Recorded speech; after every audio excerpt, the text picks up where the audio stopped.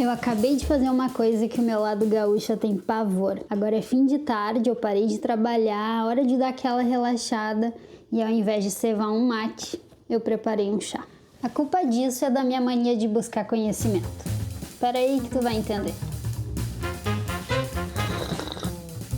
É que uns meses atrás eu tava com dificuldade para dormir. Deitava cansada e tudo, mas não conseguia apagar, sabe? Demorava um tempão para realmente pegar no sono. Aí eu comecei uma busca para tentar entender o que estava acontecendo e de que forma eu poderia resolver essa situação. E foi assim que eu conheci a higiene do sono.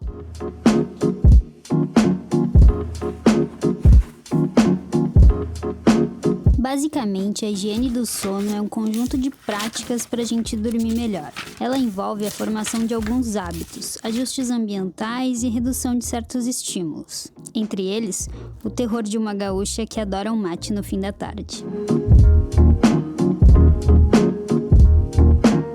O fato é que eu realmente segui a higiene do sono. E o pior é que deu certo. Ela resolveu o meu problema de demorar para dormir. Já faz alguns meses desde que eu comecei a seguir aquelas regrinhas, mas mesmo assim, todo dia chega esse horário, já me bate aquela vontade. Afinal, o mate no fim da tarde, ele era meio que um ritual para mim, sabe? E agora eu tô tendo que me contentar com um chazinho.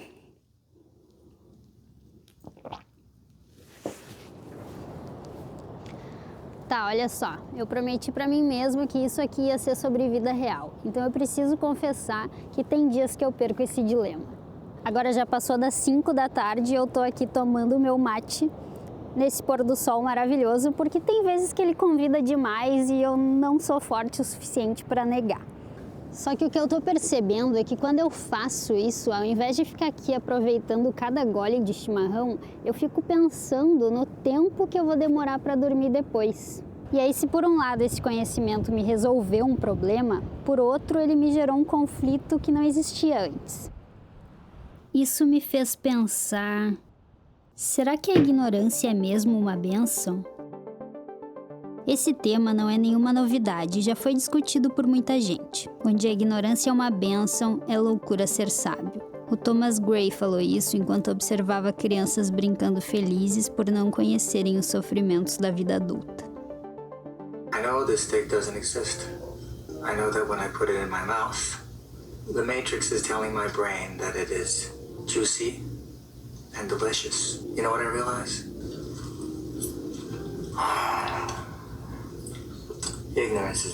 O Cypher disse isso no primeiro Matrix. Mas entre tantas ideias, a minha preferida é um mito. Imagine que estamos todos desde que nascemos presos em uma caverna de forma que só podemos ver uma parede. Atrás de nós existe uma fogueira e em frente ao fogo passam objetos que projetam sombras nessa parede. As sombras não passam de ilusões que nós tomamos como verdade, pois são a única realidade que conhecemos. Mas agora vem a parte importante. Eventualmente, um de nós se liberta e consegue sair da caverna descobrindo o lado de fora. O começo é difícil, a luz intensa cega os olhos, deixa a pessoa confusa, mas aos poucos ela percebe a grandiosidade do mundo real e enxerga o que é verdadeiro. Esse é o mito da caverna, de Platão.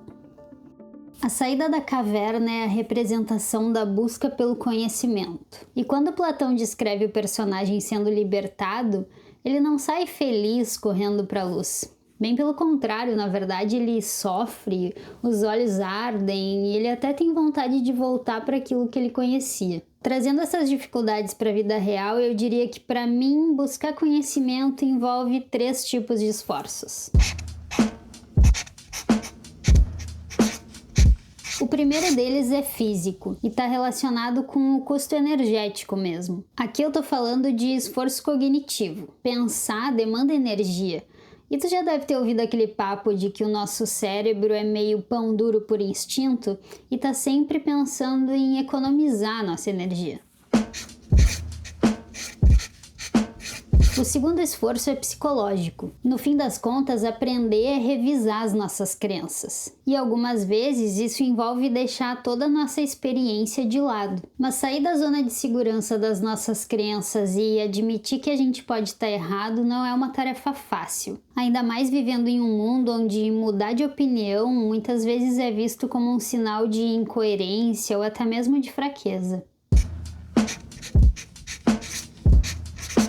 O terceiro esforço é moral e ele tem a ver com o final do mito da caverna. É que a pessoa que saiu não fica lá fora sozinha aproveitando o sol. O conhecimento transforma ela de um jeito que desperta nela a responsabilidade de tentar libertar aquelas pessoas que ainda vivem nas sombras. E ela faz isso mesmo sabendo que pode não ser compreendida. Se eu não sei que um problema existe, eu não tenho nenhuma obrigação ética de resolver ele. Mas no momento que a gente adquire um conhecimento que pode ser usado como ferramenta para melhorar o mundo, seja de uma pessoa, é como se a gente tivesse sido convidado a sair da passividade e usar essa ferramenta à nossa disposição. Sabendo tudo isso, a pergunta que fica é: vale a pena todo esse esforço? E essa resposta eu encontrei recentemente num livro. No Apagamento, a gente acompanha uma distopia onde as palavras desapareceram de todos os livros e o mundo precisa lidar com séculos de conhecimento se perdendo. Quem escreveu foi Wesley Delanogari, e apesar de ser uma das histórias mais envolventes que eu já li, o que me marcou foi a lição que eu aprendi no final. Às vezes você flertará com a ideia de que o conhecimento adoece. Sim, ele nos revela o melhor e o pior do mundo. E pensará que a ignorância seria uma bênção, mas isso não é verdade. Abandonar o conhecimento para evitar o desconforto é como apagar a luz para não ver a desordem. O problema persiste, somente se torna invisível. A ignorância, portanto, é uma anestesia que não oferece critérios práticos para agir no mundo, nem para torná-lo um lugar melhor. O conhecimento, por outro lado, é ferramenta para consertar e consertar o mundo. Então eu aprendi que sim, o conhecimento ele traz conflito, ele exige esforço e às vezes vai nos tirar o mate do fim da tarde. Mas no fim das contas eu acho que o custo de não saber ele é bem mais alto. Porque o preço da ignorância é a gente abrir mão da nossa capacidade de decidir, sabe? Ela até pode parecer sedutora num primeiro momento, mas é só até as consequências de uma realidade limitada baterem na nossa porta. Já o custo do conhecimento, por outro lado, ele começa a fazer sentido quando a gente olha para o valor daquilo que ele nos entrega, que é justamente a chance de a gente construir uma vida de forma mais intencional, ao invés de só aceitar a vida que nos foi dada.